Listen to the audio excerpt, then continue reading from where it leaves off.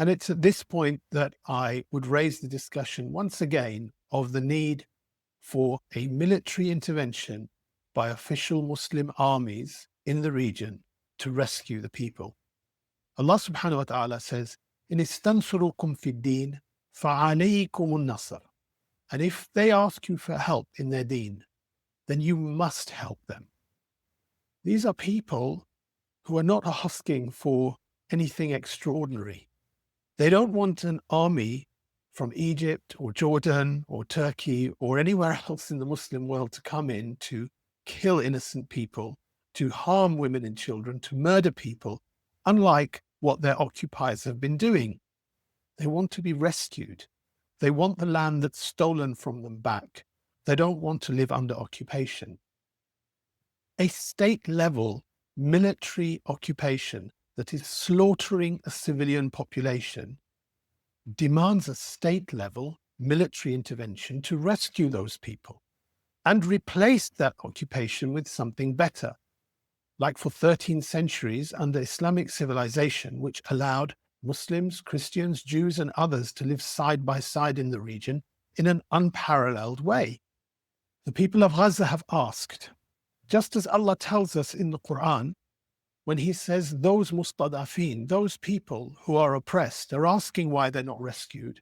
And alladhina yaquluna, those who they say, Rabbana, they implore their Lord, akhrijna min hadhihi al-qaryati adh-dhalimi ahluha. Get us out of this situation where the people are oppressive. وَجَعَلْ لَنَا مِن لَدُنْكَ وَلِيًّا. And appoint from yourself, Allah, a wali, a protector for us. وَجَعَلْ لَنَا مِن لَدُنْكَ نَصِيرًا. And point from yourself, O Allah, a helper. So in this context, the helper and the protector has to be a trained army which is capable of rescuing the people, liberating the land, and providing an alternative system there which gives peace and justice to the region. A state-level military occupation that is slaughtering a civilian population demands a state-level military intervention to rescue the people and replace it with something better, meaning a system like that under Islamic civilization for 13 centuries, which allowed Jews, Muslims, and Christians to live side by side with justice and harmony. Who is capable of doing that? Well, I tell you, it's no individuals, it's not us talking that can do it, it's no resistance groups even that can do it.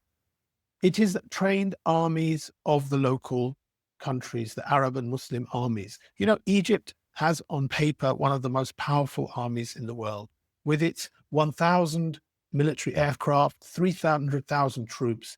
Actually, on paper, Egypt alone, on paper, is more powerful than the army of the Zionist occupier, which of course we know is relying on external aid from the United States and Europe and Britain. People say, when you talk about this, Abdul Wahid, it's not practical. What can one lone voice do? These regimes aren't going to change. Well, maybe I'm a lone voice. Maybe there are other lone voices out there.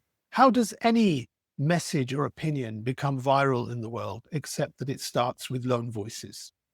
And yeah, maybe with the state of the regimes in the Muslim world, yes, it's an unlikely possibility, but it is definitely the hukum of Allah. It's definitely the Islamic ruling this situation, that such a situation demands military intervention. And to be frank with you, it's a no-brainer when you speak to most people who understand anything about world politics. If there were any situation, any other theater of conflict where a civilian population is being slaughtered in these numbers, driven out of their homes, and plausible genocide and a definite ethnic cleansing, a state-level military occupation like that would demand military intervention. Any other theater of war, it would be a no-brainer. So my view is, it is better for me to be calling for what is right, what is actually a solution to rescue the people and to bring an alternative which is just for people in the region, for all people in the region indeed, and better for that than 1,000 other messages which actually don't solve this problem. I say it again, I say it unashamedly, that such a state-level military massacre by an occupying power on a civilian population needs a state-level military response. In order to liberate those people, in order to rescue those people, in order to rescue those children, those women, those orphans, those widows, those dislocated families, and to bring something better than the Zionist occupying apartheid system that persecutes people. Allah subhanahu wa ta'ala says, In istansurukum fid din, fa'alaykum al-nasr.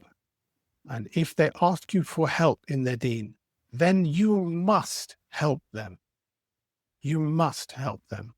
And I pray that you can share this message if you agree with it, and you try and make this message spread as far and wide as possible. Walhamdulillahi Rabbil Alamin.